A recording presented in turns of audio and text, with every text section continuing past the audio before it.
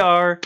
I'm Chris Armitage here for another episode of Roll Call, and I appreciate everybody who joins us this week. It's going to be a fun one. We're talking policy, which is one of my favorite things to be able to dig into the weeds on. A little bit about me, for those who are less familiar with the campaign. I'm an Air Force vet, former first responder, former 911 operator. I have a Master's of Science in Homeland Security and an undergrad in Criminal Justice that I earned while active duty thanks to the GI Bill.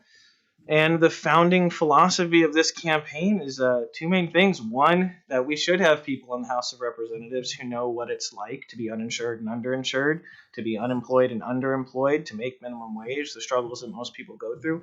And also that those things I had in the military of guaranteed housing, universal single-payer health care for our military folks, a living wage, those are things should extend to our entire community, not just to our military folks. Because I think, congrats, you're here, you live in America.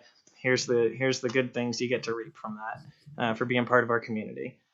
So with that, also for folks who don't know, we are currently endorsed by the Spokane County Democrats, the Walla Walla County Democrats, the 4th and 6th LD Democrats, the Washington State Progressive Caucus, Blue America, Brand New Congress, Our Revolution, the AFL-CIO, AFSCME, WFSE, and just a ton of other awesome organizations who support this campaign and know that it's time to replace a rubber stamp in Congress for corporate interest with someone who's ready to fight for the people.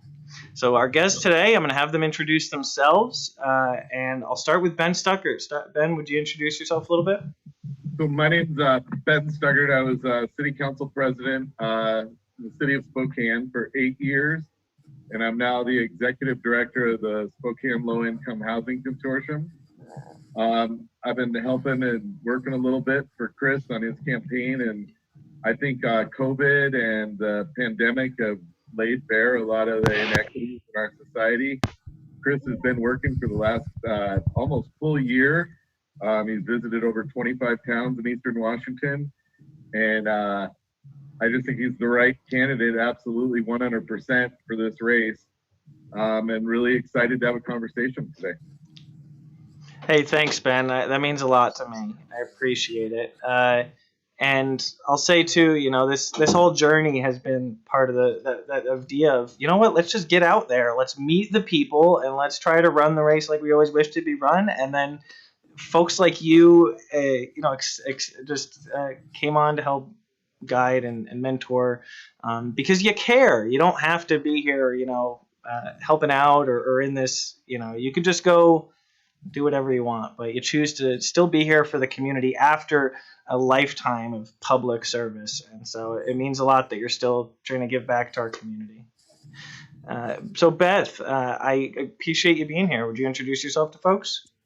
Yeah, so I'm Representative Beth Doglio. I am running in the 10th Congressional District, Dummy Heck's open seat.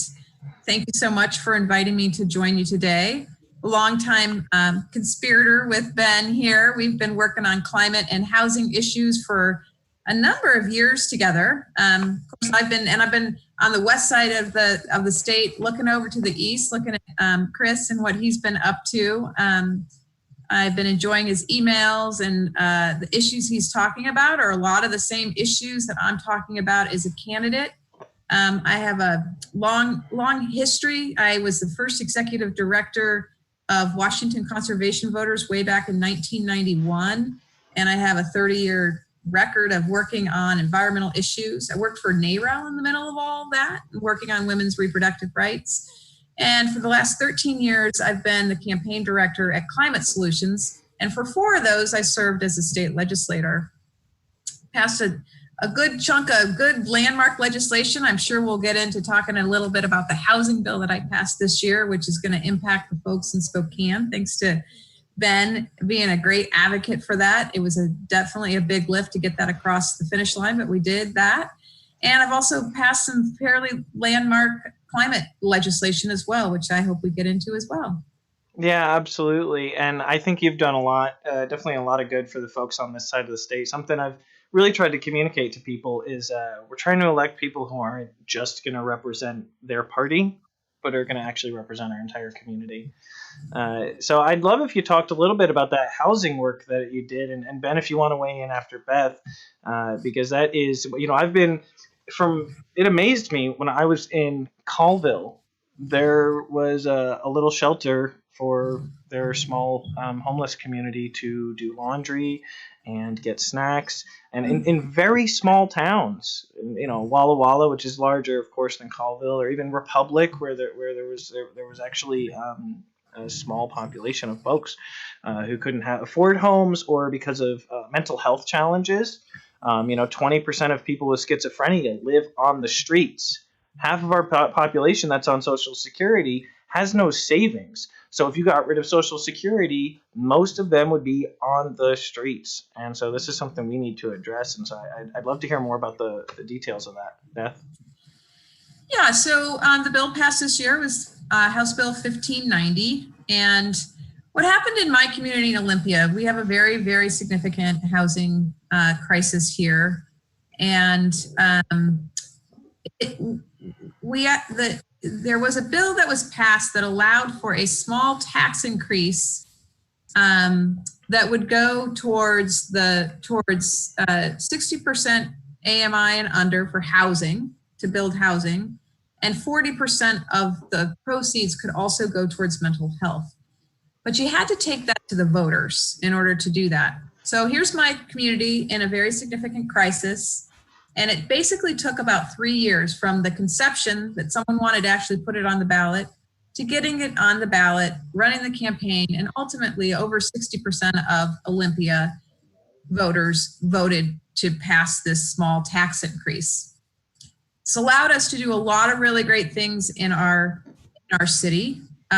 We are building a new 60-bed shelter, which will replace a basement that is of a church that is, that has no plumbing capabilities. I mean, the plumbing's always backing up. It's not built to house 60 people, but that's what that church is doing, it's been great.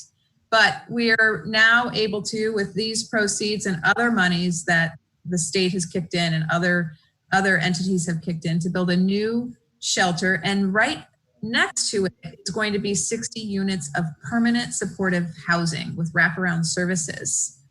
So it's a new model. It's really exciting. And it is in part because we passed this home fund.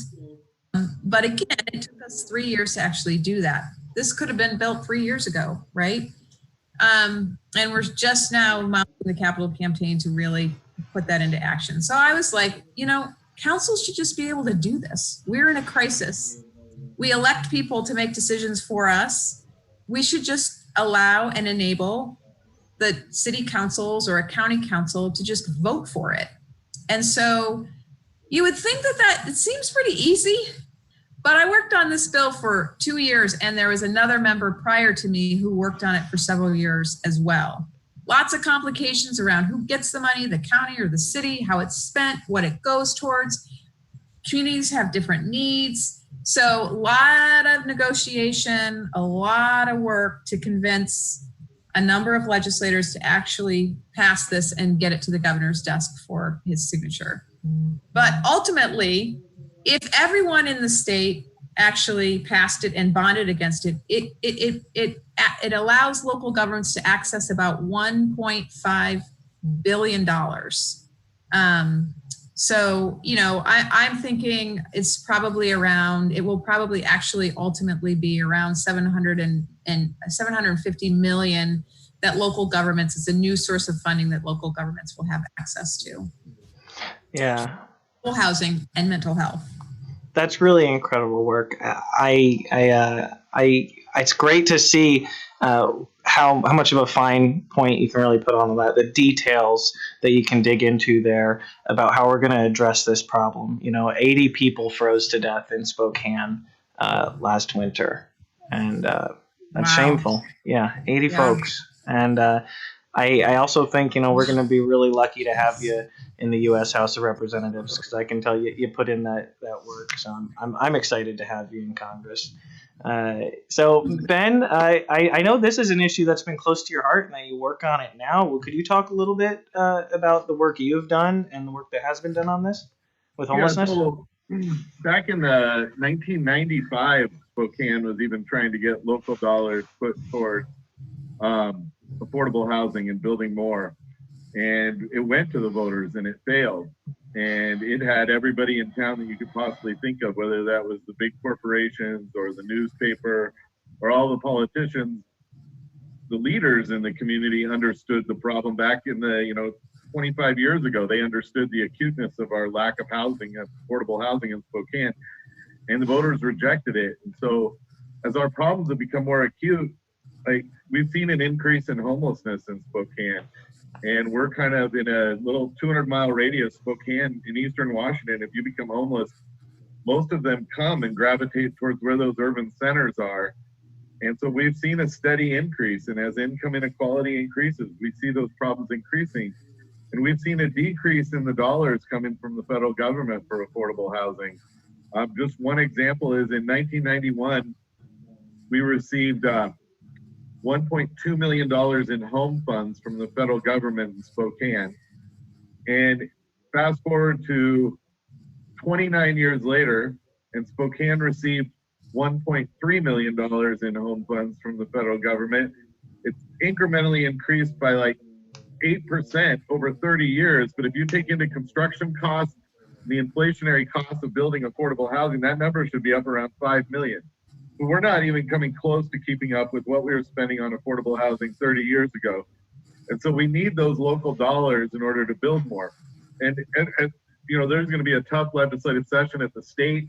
There's some state dollars that might be at risk, and everything's going to be at risk. And so we need to locally be able to control our destiny. But if the voters keep voting no, and there was my campaign, half my campaign was around homelessness, and the solution to homelessness is housing, right? They're homeless. They don't have homes. And so one of the main things we can do is have affordable housing. And as that becomes more costly in our community, you need about 19 to 20% in successful communities have about 19 to 20% of your housing stock is low-income housing. And so that means you have to subsidize the building of it and potentially subsidize how the rent is paid on both ends of the situation. And so I started a community conversation with all the low-income housing providers in Spokane about 3 years ago, and it became clear that there was a local levy needed. And then our whole group found out about Beth's bill, and so we kept talking to her. I ended up going over and meeting with the Speaker of the House at the time. I ended up at a fundraiser with him, and I cornered him. I'm pretty sure he was fairly frustrated with me after that because he knew every time I called, that's what I was calling about. But Beth is so on it, and she just does. I hope people give her the credit she deserves, because this year I wasn't even an elected official anymore, and Beth would text me or Facebook message me from the floor and let me know how it was going. Now, I don't have the option of voting for Beth, so I'm not even like one of her direct constituents, but she's in this because she knows housing is so important. She believes that housing all across Washington State, and she's running for Congress because she believes that that's important for everybody in the United States to have a good home. And so when you start acting, to me, it's how do we act for others?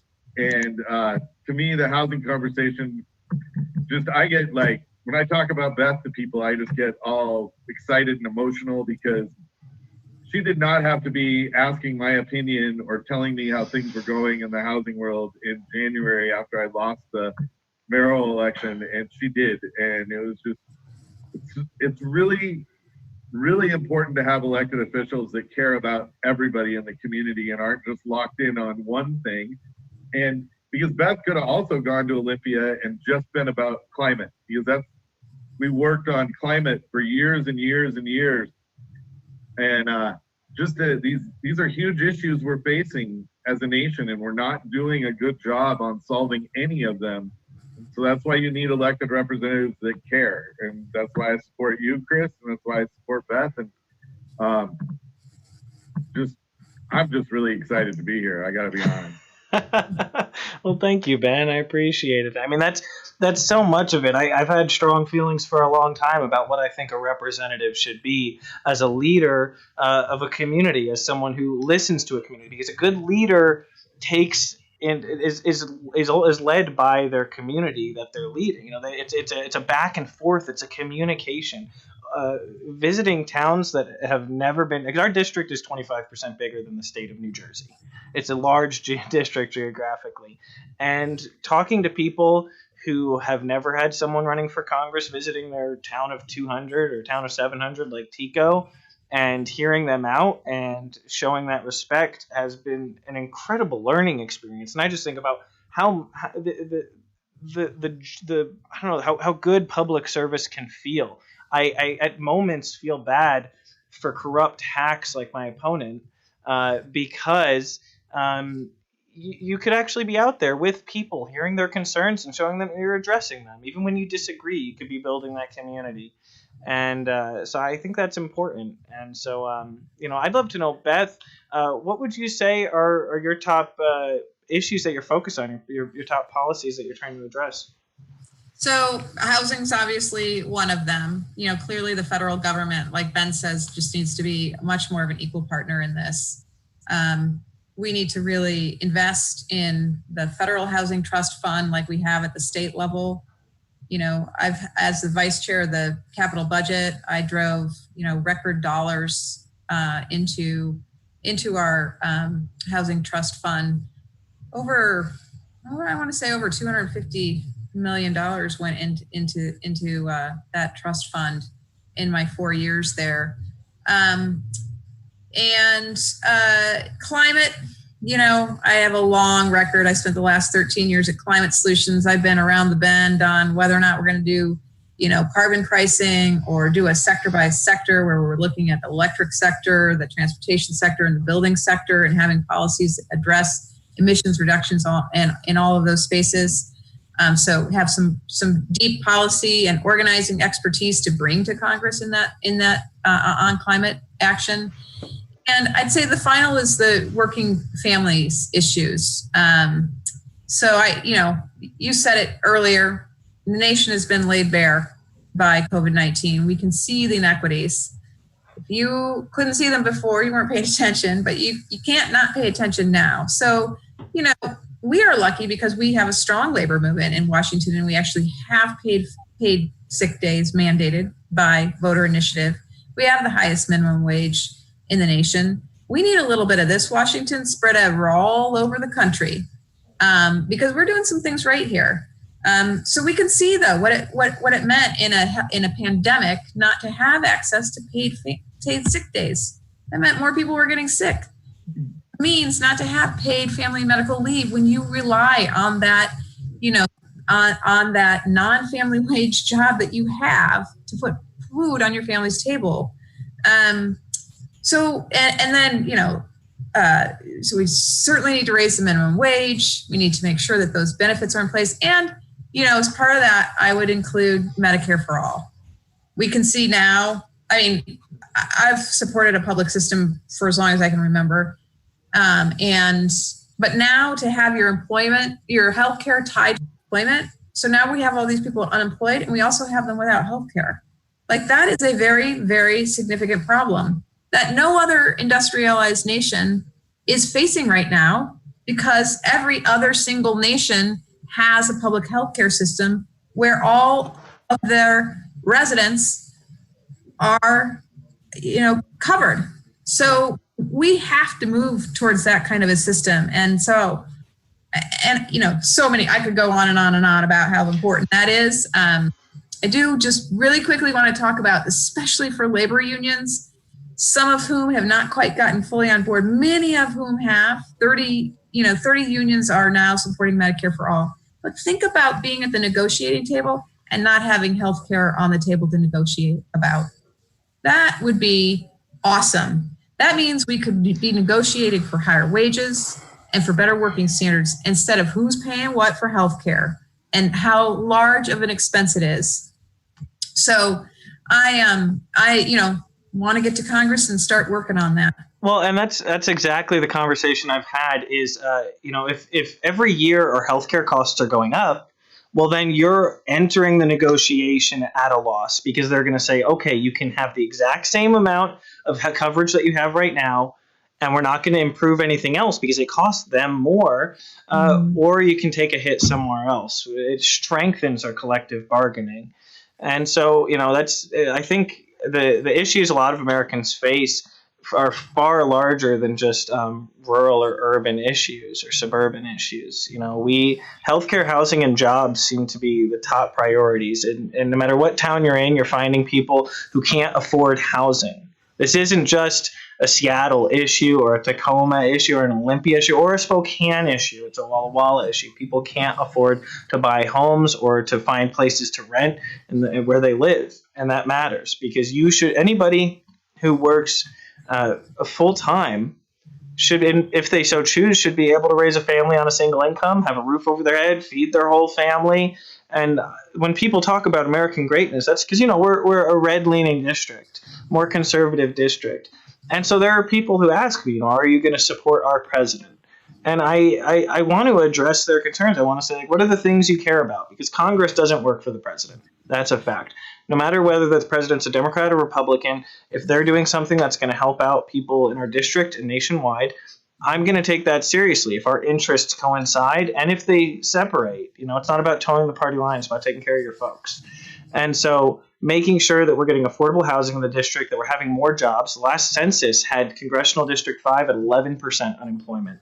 Before COVID, 2010, 11% unemployment in this district. Voting along party lines has not improved the lives of working class people in this district. And so, making sure that we're bringing new jobs here, using the obstacles of climate change and the homelessness crisis and the housing crisis and the healthcare crisis as opportunities to create gainful quality employment and improved quality of life for the people of Eastern Washington and the rest of this nation is something that we could be tackling and be proud of. And I think sometimes the courageous decision is the one that might, catch you more heat. I know John F. Kennedy made the decision to help integrate schools, and that literally took the armed Army National Guard, armed soldiers escorting young people into schools, and it was a decision that was considered very divisive, but it was a necessary decision, and it was true leadership. And so I think when you address these issues like climate change and that kind of stuff, when you don't back away from them, when you don't shy away from them, when you don't refuse to take a real stand on what you're going to do, you lose everybody. That's the traditional, talk that I've heard is avoid taking a stand. And I think that just ends up losing everybody. Not to get too into the weeds on it. I hope you don't mind me soapboxing for a second about that. But so Ben, I'd love if you talked a little bit because you know this district well. I mean, you have spent a lot of time looking it over and meeting people and connecting with people all over Eastern Washington. What do you think are some of the best ways we could address the challenges that folks face out here? I'm in complete agreement on Medicare for all. I think anybody that's had a major medical issue over the last 10 years has seen the system not working. My dad went through a year-long illness before he passed away. My wife, when she was in 2008, she got diagnosed with breast cancer when she was 34, and she was already in late stage 3, and it was an absolute nightmare. I had really good health insurance, yet they refused to give her the MRI. And until I wrote an editorial for the paper in Spokane, the Spokesman Review, printed my editorial, and the insurance company, the day the editorial was printed, approved the MRI. But you shouldn't have to write editorials to the newspaper that are read by 50,000 people in order to get things covered by insurance. And then I lost my job on December 31st and had to go into the open market for insurance. And that's its own maze of confusion that really it wasn't an easy process to find which insurance was best. It should just be, we have a single payer system, and there's no way that shouldn't be considered a right in our community. We're the richest country in the history of the world, and nobody should die for lack of health care. And it shouldn't be that you need a navigator. Like I always found with my dad, we should have had a basically a healthcare navigator that walked with us step in step. Because my brother and I, both well-educated individuals, I'm not stupid. I may not be that bright, but I'm not stupid. And it was very challenging to go through the system with my dad and not have that help. And I couldn't imagine if I was in my late 70s, had private insurance and got very ill, and trying to navigate that system would almost be impossible. And I think every issue to me that I've seen people change on, it's because it affects them personally. And you have to tell your personal stories to people and connect with them in that way and make them think about their own personal stories, because everybody has a healthcare story, everybody has a housing story, everybody has a walk outside and see the beautiful environment story. We all cherish all these things, but we don't think of them sometimes in terms of how public policy affects those. And we talk about, like, the other day I read in Kathmandu, Nepal, they can see Mount Everest for the first time in living memory. So nobody that's ever been alive that's been sitting in Kathmandu can see Mount Everest, but because of the decreased pollution, they can now see it. And so until you can see what you didn't know you could see, we're not going to realize that pollution was that big of a problem. And so we got to personalize it with every person we meet, which is kind of, to me, like the whole campaign for both of you has got to be just fascinating but frustrating that you can't go knock on doors, because I always learn the most from my council president campaigns knocking on doors, and you'd always find out nuggets of information of things that are happening in your community. And so it's the challenging time to try to reach out and reach more people when you can't go knock on somebody's door. And even if they let us knock on doors, I'm not sure anybody would answer. Like, quite frankly, I don't know if I'd answer my door right now if anybody knocked. Well, go ahead. No, it's just, how do you get those stories? How do you connect with your stories? And then how do you hear more of other people's stories so you can internalize that? Oh, yeah. That's on the phone. No, I'm not on the phone, but that's how I'm connecting with people. Yeah, a lot of phone calls, definitely. And I think, like you're saying, Ben, that's a really good point. Early on in this campaign, I haven't been mentioning it as much, but it's something I need to, one of those rules of politics, you got to keep talking about it, even when you're sick of talking about it, because it's important, I remember being deployed and helping a disabled family member with medical bills. And to me, that didn't feel fair. They don't have the ability to serve their nation. Why shouldn't they be able to get health care without crippling debt, without getting $2,000 copays? They're a good person. They pay their taxes. They raise their kids right. They vote every time. They deserve to be taken care of. Everybody does. We are the only first world country where children die because their parents can't afford to get the medical treatment because of insulin rationing. What a shame that is. I want American greatness, but don't you dare say keep America great when we have children dying. We're the only ones. We're behind in education. We're behind with the incredible number of people who are going bankrupt and dying from lack of health care, from our homeless population, to so many other things. Tell me what American greatness is. American greatness is us leading the world in education, and us leading the world in quality of life, and us leading the world in every category that really makes a difference, and we're losing folks. We don't just get to boast for no reason. We got to claim ownership over the results, forget half measures, and put in the work. We need to make sure everybody has health care, everybody goes to school, everybody has those opportunities of economic mobility. Sorry, I'm going. Yeah, it is amazing that we spend double what any other country spends, any peer country spends on healthcare, and yet our maternal mortality rates are the highest, our infant mortality rates are the highest, and our life expectancy is the lowest. In fact, it's still going down, and we're spending more money. I mean, it's because we have health insurance companies that are, for-profit companies, and it's all about making money and paying CEOs $7.7 million an average salary. $7.7 million. That's not right when people are living paycheck to paycheck, when we have in-network and out-of-network surprise billing. I have a friend whose husband got laryngeal cancer, and they both have great jobs. One works for the union and one works for the state of Washington, and they couldn't pay their deductibles and copays and all that stuff associated with his care. $10,000. They had to do GoFundMe campaign.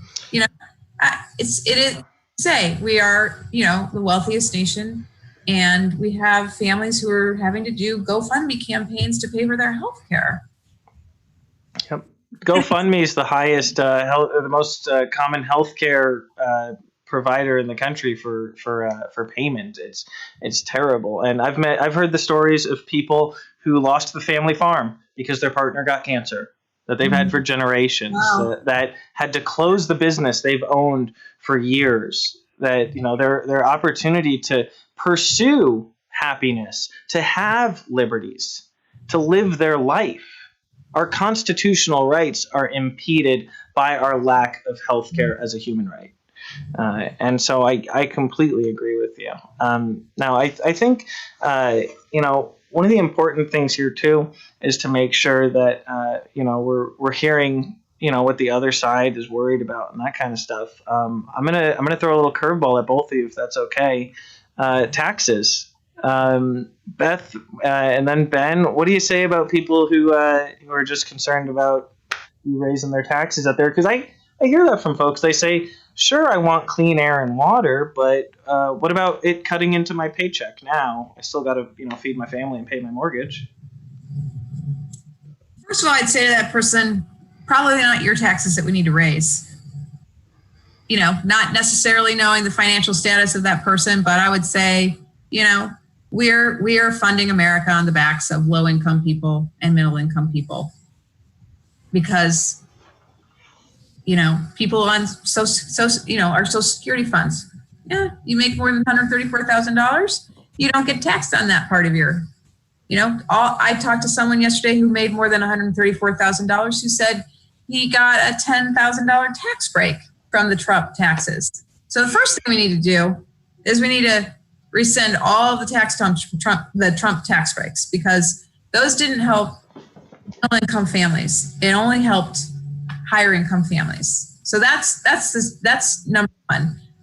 Then we need to increase the capital gains tax, the estate tax, and large corporate taxes. I mean, right now, things are different right now. But if you think about all the money in this state that Amazon and Microsoft are making, and the people who are struggling, this is at the state level. I would love to see us come in and do some sort of a very targeted tax on Amazon and Microsoft. And honestly, I think they would probably come to the table and negotiate with us. They have been to the table, honestly, to help with housing, and to help with sending people, low income and middle income kids to college free or in a very subsidized way. A lot of that has been driven by larger corporations who actually have some social conscience. Clearly not as much as they need, and not as much as we need as an overall nation in terms of moving towards taxing corporate interests and also wealthy folks. But, a huge amount of cash sitting in the hands of a few, while most of us are getting along paycheck to paycheck. Yeah, I remember I have a family member who's on Social Security, and they told me that taxes are taken out of their Social Security, and I realized that Amazon and Netflix pay less in taxes than a disabled person on Social Security. So that's a tax this Democrat wants to cut, but you got to pay your fair share, and you get what you pay for. We have crumbling infrastructure for a reason. So Ben, what about you on this one? Well, I agree on I think it's the marginal tax rates. And back when they were on the highest income earners were at the 90% level is when we went to the moon. It's when we built the highway system. It wasn't till they started dialing those back significantly under the Reagan years. And we need to be okay with evening out inequalities. Billionaires in the world since COVID has started, I think the number have gained $434 billion in wealth. So $500 billion in wealth since the pandemic that put 20% of our population on unemployment. That we're just concentrating wealth, and so that has to be addressed. But the other thing is it may take a small percentage of a tax, but if I'm a small business owner now, or when I ran the nonprofit before I was on city council, and I had 10 employees and we were paying for the health insurance, and every year that those health insurance costs for the employees were going up 15%. You'd split that with the employees, so that'd be taken off their wage, and then it'd come out of your earnings as an organization, and those are going to be gone. And so you're going to be able to, as a small business owner, pay your employees more. So they may be able to pay a few percentages more in taxes, but they will be making a better wage as well. It's a more efficient system overall. So if you think about it, and we're spending this much on health insurance, and that's all coming out of your wages and your business, your costs are going to go in half in a single payer system. I don't know if it's truly in half. I don't have that right in front of me, but it is more efficient. We spend more than any other country that has that and have worse results. And so you're going to get a better health system for less money overall, and it will balance itself out where we can pay better wages, and we need an equitable tax system at the federal level. And we are concentrated. An old commander of mine used to say, so what this makes me think of is an old commander of mine used to say, the best answer is the right answer, the second best answer is the wrong answer, and the worst answer is no answer. And I don't see the GOP bringing an answer to the table right now. If you're going to complain about something, if you're going to point out a problem, and there is a problem, beyond it's expensive and it's not doing a good job of covering everybody, then I would rather a bad answer than no answer. Something has to be done. You can adjust aim. You can take policy. You can take an action on it. That's what matters. And we need action. We need decisiveness in this era now more than ever. And we don't need more half measures because it's continued to get worse. Millions of people have been kicked off insurance the last few years as profits have gone up. These companies are making more money as they deny more coverage to people. That's an obvious problem that needs to be addressed. So I appreciate that. And I didn't get a chance to mention earlier, Ben, when you asked about outreach. Just like Beth said, it's about thousands of phone calls. I think I've probably made about 1,200 this week, and just having conversations. And some people don't want to hear from you. It's especially, I'll say, as technically a millennial, I've always found phone calls to feel a little more intrusive, and so it's taken some adjusting. But you'd be surprised what you end up making, how you end up making friends. I know that Beth, you might be interested in this. Early on in the campaign, we actually ran a Facebook ad targeted to Trump supporters that said, "Are you mad at Democrats? Feel free to call one and yell at him." And so I took calls from angry Trump supporters for 2 days. And I've worked, like I said, as a 911 operator. And I've been a professional stand-up comedian for a few years. I'm funny for about 10 minutes. And so I took those calls with, humor and respect as much as I could. And ended up making some friends. You'd be surprised. Sometimes those calls ended up lasting 2 or 3 hours. And one day we're going to repeat that again because it was a really fun little social experiment. Actually, Beth, I'd love to know, what are there any things you're doing in your campaign right now that are exciting or interesting or particularly enjoyable? Turning in a voter's pamphlet statement today. Yeah, I turned mine in too. How do you feel about your voter pamphlet statement?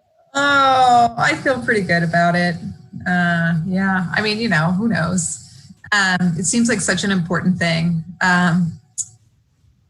Yeah, it's hard because, you can't get out and meet folks. I will say, I mean, I didn't know your military background. JBLM is in the district. It's fully encompassed with the exception of the Yakima firing range. And, despite the fact I do come from a military home, my dad was a colonel in the Marine Corps Reserve.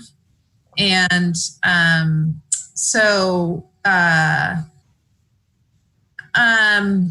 I do have, in the 22nd legislative district, quite a few veterans and active duty members that live in the 22nd legislative district because we are adjacent to JBLM. But the base itself is not in my district. And mostly I've worked with the South Sound military families on transportation, which is a huge issue in the base. We have a lot of issues around transportation because of people coming in onto the base and off the base and on the base and off the base. It is bisected actually by I-5. Many people live on the west side of the base, but work on the east side. And then 70% of folks actually don't live on the base at all. So they are traveling from their homes into the base every day.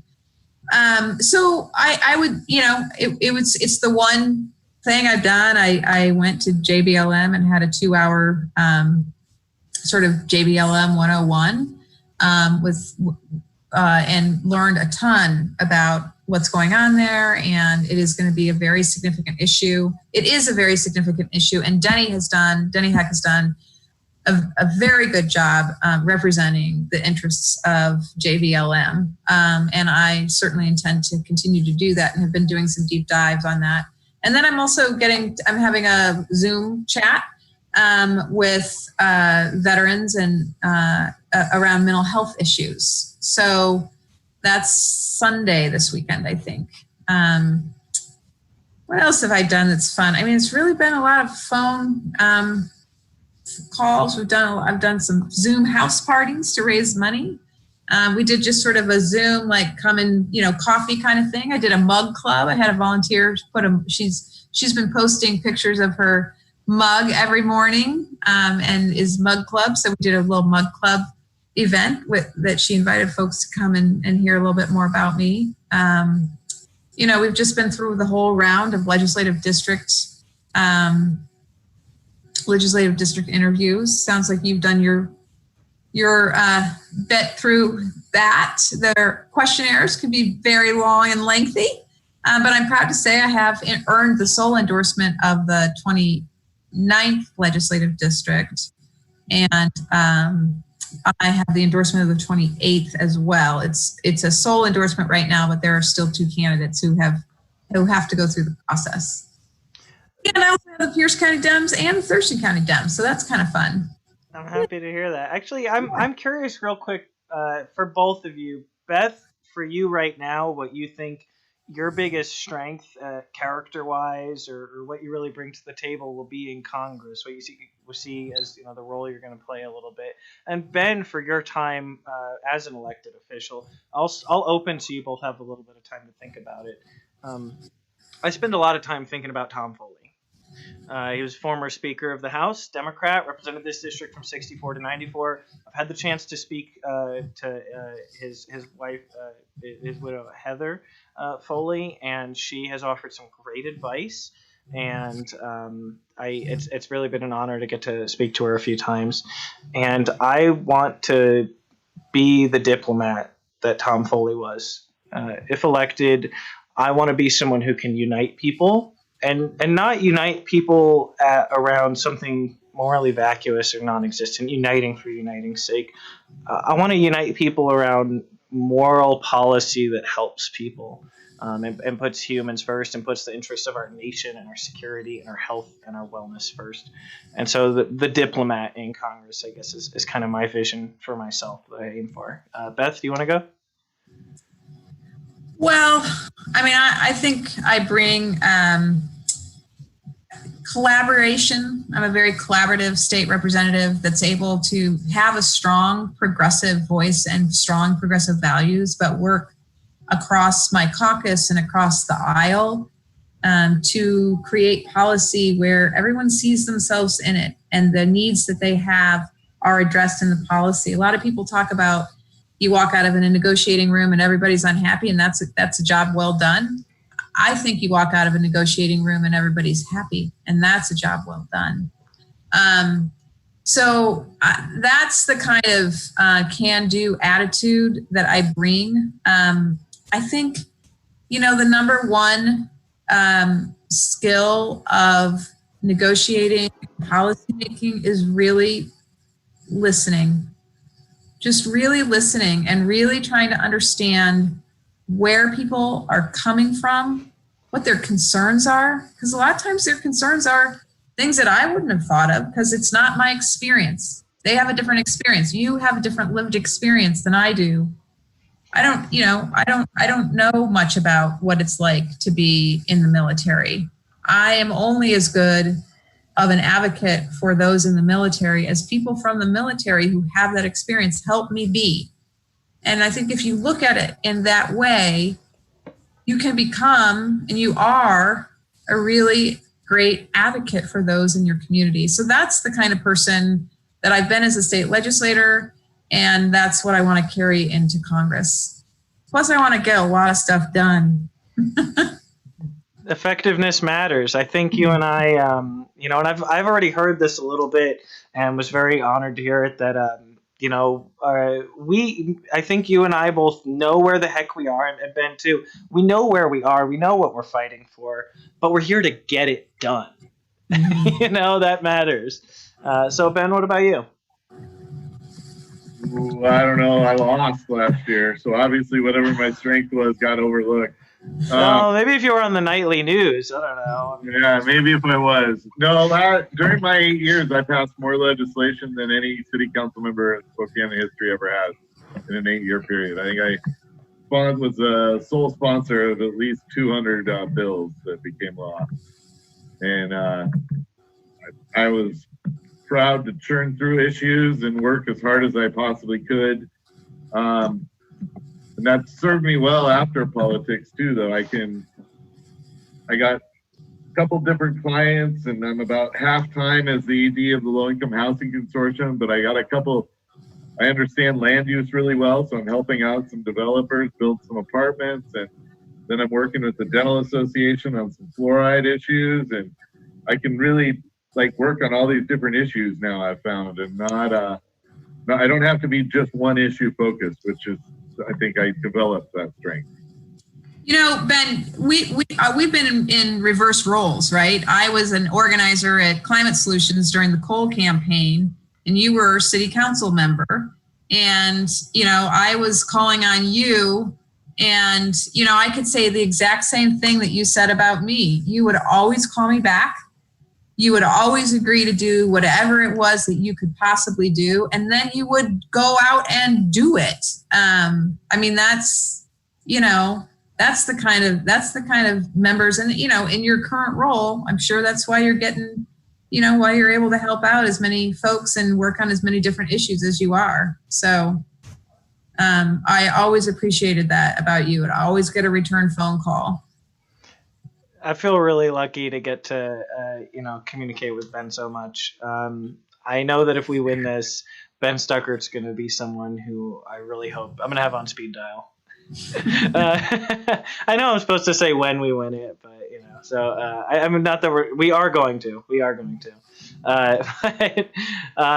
So I realized while we were all talking that we all have pretty strong feelings on organized labor. So I'd love if we could, because we've got about 10 minutes left, and I want to cover labor real quick, and then circle back to veterans, and then wrap up. So for labor, I want to say my background, for those who don't know, my grandfather was a Teamster delivery driver, graduated high school, able to raise the family of 5 on a single income with a high school education, have the house, have the car, feed everybody. My father was a member of UTU when he was a conductor with the railroad. He also was with a trade union when he worked in HVAC. My dad actually was in politics a little bit when he was in his mid-20s. He was an elected city council member in New Jersey.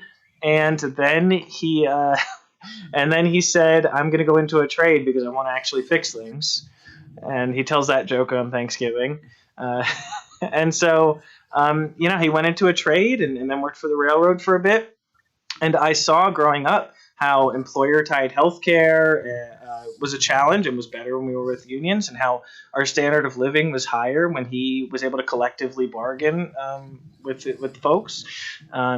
And so, although I am not a union member, I am deeply grateful for the role of organized labor. And, from 1958 to 1964, the middle class held the most wealth they've ever held in the history of this nation. And that's also the exact years that the membership for organized labor peaked in this country. You can't find a stronger correlation economically than the role of organized labor and the size of the middle class. So that's me. Let's go, Beth. My mom was building rep for what's that? Oh, sorry. Sorry. You go, Ben. Did you say Beth and I totally interrupted her? Yeah. I heard Ben. Go, Beth. You go, Ben. All right. My mom was a building rep for Washington Education Association. And so I grew up in a labor household that was a constant point of discussion.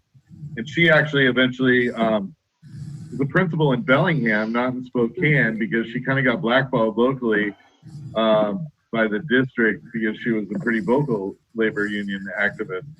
And so they would never hire her from assistant principal up to principal. And from some of the conversations I've had with people in the district, that was definitively the reason why. And I guess, so I became really close with labor unions at the city during my tenure at council. The AFSCME union and the local firefighters. And the firefighters union in particular, when I got on council, we had a really they just hated the firefighters union, thought they had too much power. But then you'd sit in meetings with management and the administration and council and the labor unions, and the ones that were trying to come up with the solutions to the problems that were innovative were the unions. And they were representing their members, and they want their members not only to be safe, but the firefighters are firefighters because they really value those jobs, and they put their lives on the line. And I went through fire training down in southeastern Washington on the Hanford, right near Hanford. They have a little training center you can go through, and I couldn't even make it through. My heart rate rose so fast I couldn't make it through the whole day. They had to pull me off after I climbed a building, and they're doing that on jobs every day. And I just think when people are out there putting themselves at risk, and you see like UFCW representing the grocery store workers right now is so important to keep them safe on the job. And I agree with all the economic arguments you made, Chris, but I also just think there's these other things that unions represent, and I think they do look out for the best interests of the employee, but also the best interests of society as a whole and why they're doing the jobs they do. Unions have some of the greatest guys. The local laborers, 238 here in Spokane, are just the best guys you could possibly ever meet. Dave Hawkins used to be the president. Now he's up at the state level. There's just good, solid people. And I admire all the work our first responders and people that are at grocery stores right now are doing. Yeah, that's great points about the human element of it. I mean, for people to fight against labor is, what could be more American than getting together and electing someone to speak for you, and so, Beth, how about you? Yeah, well, I am proud to also have received the sole endorsement of the Washington State Labor Council and UFCW 21, which represents grocery store workers and nurses. Our state employees, machinists, and our local firefighters. 7 local unions have endorsed at this point. And that's, you talked about firefighters. I have worked with the firefighters. I did a bill that added some diseases to our presumptive disease statute. So, firefighters are exposed to lots of toxic chemicals when they're fighting fires. And so they have an increased rate of infection of certain cancers. And you can either make it a work-related disease, or you can make them prove that it is related to their work. And so the presumption just makes it the presumption that it is a work-related disease. And I did a big bill with them that added 5 or 6 cancers to our presumptive disease statute. And I also worked with them on the PFAS bill. So PFAS is a toxic chemical that infects our water supply, and it's in firefighting foam. And we have a ban in the state that was passed 2 years ago on PFAS and firefighting foam, but there were 2 exemptions to that, and that was oil refineries and airports. And I did a bill this past session that passed and was signed by the governor that closes those 2 exemptions. So I did receive the Firefighter of the Year award, and also now I have the endorsements of many firefighter locals. I also did a bill that allows state employees to, part-time state employees to unionize. So we know about the Janus decision that basically, is helping to decimate our labor movement across this country and really helping to show some decline in membership. But our state responded with a series of bills that really help to build the membership in unions. And this was one of those bills. I'm a proud 443, local 443 WFC member as a state legislator. And definitely, there's a PRO Act in Congress that I would be a co-signer of, and would really work hard to make sure it gets across, gets to the Senate and actually gets signed. Which, Chris, we need to change the Senate if we're going to get anything in the House. So we need some champions like us in the House, and we also need a change of power in the Senate. Yeah, well, I think, and I completely agree. That's I really enjoy getting into the details. Endorsement questionnaires are actually something I have a lot of fun doing. I know. If you ever watch Parks and Rec, I feel like Leslie know pretty often. While you were talking about all those awesome things you did, in my head I was just thinking she is such a superstar. But a policy I'm really excited to support is universal tuition-free apprenticeship programs through organized labor. If you want it, our average member of a tradesman is a 58-year-old guy. And I think it'd be really great to bring down the average age and just make it a more diverse group. They want younger people to get into the trades. We should remove every damn barrier we can. Now, we're wrapping up in the next few minutes. I want to give us a few minutes to talk about veterans real quick and just some things we think we can do as a nation to help support our vets. Do you guys mind if I start off? Sure. All right. So I'm worried I'm taking all the good stuff. So I don't know, but actually I'm gonna let Beth open it up. Well, I've already talked a little bit about the JBLM, the base in my district.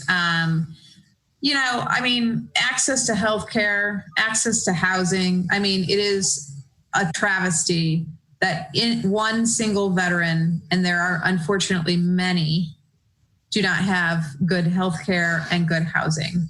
The other thing is the post office. 97,000 people, veterans, are at our post office in our postal system. We cannot let the postal system be killed by the guy who happens to live in the White House right now.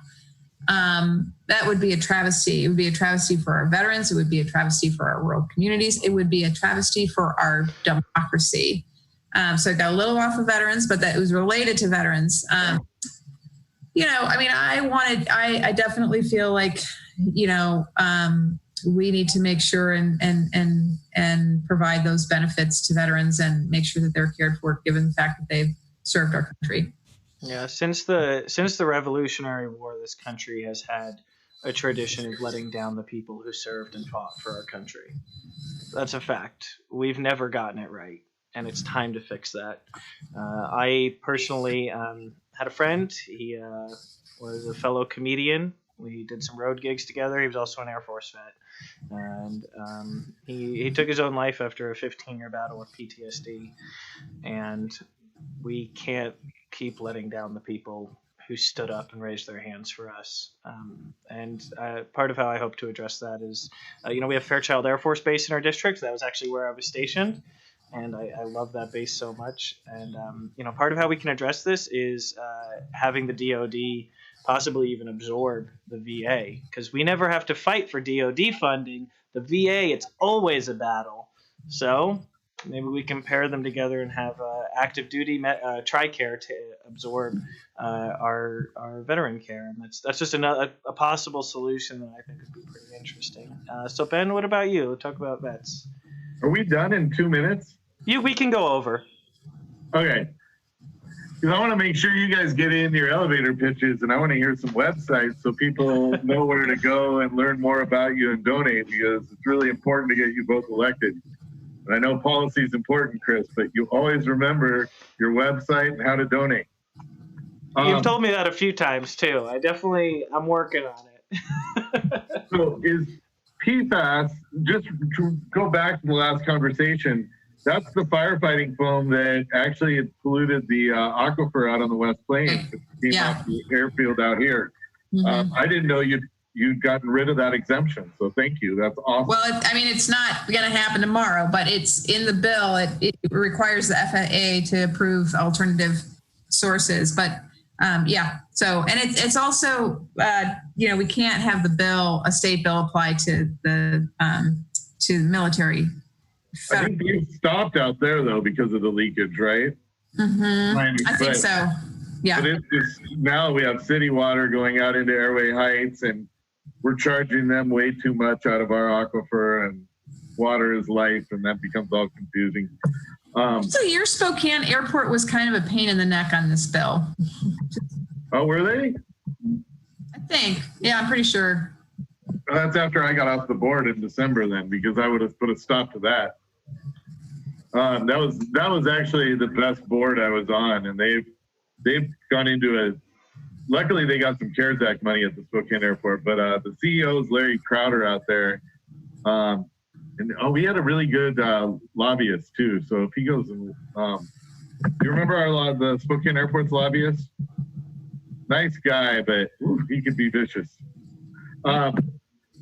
Veterans, I agree, all the basic needs should be met. There should be no healthcare issues. There should be, we just don't treat our veterans well enough. And on the scale of the federal budget, when your DOD budget's as big as it is and 10 times the size of the next country, we really need to be taking care of the people that have been in the military first before you start spending new things like on a space force, in my opinion. I think our priorities, our spending priorities are pretty messed up. And I think that we've just been laid bare so much on what we can afford. Then we're told we can't afford those other things. And it is possible. It's just a will and a matter. And we didn't touch on this conversation just real quick, but really the Citizens United decision in money and politics to me is really one of the nuggets of problem in our system right now. I got outspent in that mayor's race, 1.2 million to 500,000. You take all the independent money into account, and that's just ridiculous in a mayor's race in a city of 220,000 people. Then if you think of, I guess in the last 5th Congressional District, Lisa and Kathy each raised $5 million each. 5.6. I just think of all the good things that could go to in our community. And I know from running races in the past myself that somebody may give you money. They do expect access, at least. They may expect more. And we need to change money in politics at a national level if we want to really have our spending priorities so that the insurance companies don't have as much influence. And I just hate that in Spokane alone, that's over $1.5 million spent on a mayor's race. That's ridiculous. Could have built quite a few solutions to the problems being addressed in the race with that money. Yeah. Yeah, and I appreciate you bringing that up, Ben, because that's what I've learned. When I signed up for this, I'm going to be honest, I didn't know the role that fundraising really plays in this process. I mean, we've raised, I think, about 10 to 12,000 in the last 2 weeks out of the 80-something thousand total that we've raised. And, a few thousand people have chipped in. But, when I stepped into it, I don't have a lot of friends who could donate more than $25. And so, but that doesn't mean that somebody's ability to fundraise doesn't correlate to their ability to be a strong leader or to defend people's interests. And the ROI that they get, you drop in, 100,000 to a race, you end up making $1 million with the tax breaks they get. But I'm ranting now. I appreciate you bringing that up, Ben. So we'll wrap up now. I'm gonna hit you first with my pitch, even though you get it every week, and then Beth, if you just want to tell people where to go and where to find you and that kind of thing. So again, Christopher Armitage, you're watching Roll Call. We got Ben Stuckart and Beth Doglio, and I'll hit you with a little fact nugget for why you should consider contributing. So while active duty on my second deployment, I guarded about $80 billion worth of fighter jets and bombs, and that's enough money to have free public university tuition and trade school apprenticeship programs for a year, and that's the cost of everything I was in charge of guarding. And so I hope you'll go to armitageforcongress.com, because we're not funded by Wall Street banks, the military industrial complex, or any of the other companies and organizations and industries that profit off of our pain. We're funded by we the people. And so armitageforcongress.com. Go ahead, Beth. All right, I'm Beth Doglio for Congress, and I'm at www.bethdoglio.com, and it's Doglio. I also have taken the No Corporate PAC pledge and No Fossil Fuel Money pledge, and I am people powered and am, have a real opportunity to get a progressive from the 10th Congressional District elected, and I hope that you will consider contributing. And I'll commit to $100 when I get off this phone to each of your campaigns right now. I hope people at home will join me, because we deserve good representation in Congress, and I know from interacting first person with both of you that you have high integrity, and I couldn't imagine being represented by somebody better. Thank you, Ben. Thank you, Ben. You rock. You really, wow. This was a tough one. You two, I really had to step my game up here. All right. Thanks, everybody. Thanks for watching. Let's see. All right.